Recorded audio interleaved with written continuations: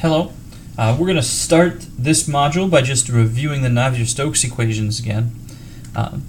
Very quickly, just note that there are three equations here, one for each component of the velocity vector, so one for the u, one for the v, one for the w. In polar coordinates or cylindrical coordinates, it'll be a little bit different. We can write these equations compactly using gradients and vectors. So now we can reduce these three equations to just one equation. So this is the one we're going to operate with mostly, just because it's much more compact. And so now we can use the definition of the gradient operator in cylindrical or spherical coordinates. And we can represent all of those different equations with this one equation. Now, a few points to remember.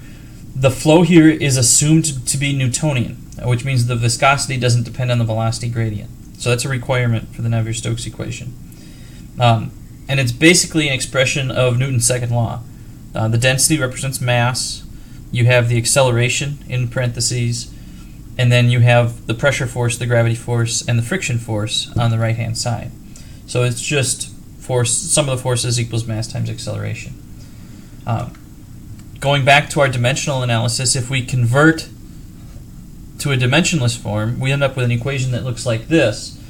And the important dimensionless product here is the Reynolds number that arises from this process. Now, the Reynolds number relates the inertia of the fluid to the viscous force.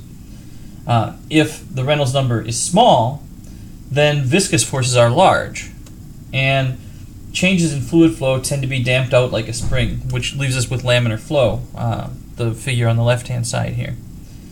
If the Reynolds number is very large, then the viscous forces are small, and they're compared to the inertia of the flow, and they're too small to damp out any oscillations or disturbances to the flow.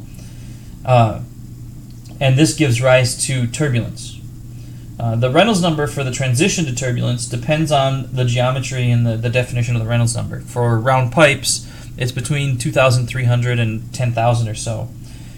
For flow over a flat plate, the Reynolds number can be as high as 500,000 for the transition to a turbulent flow.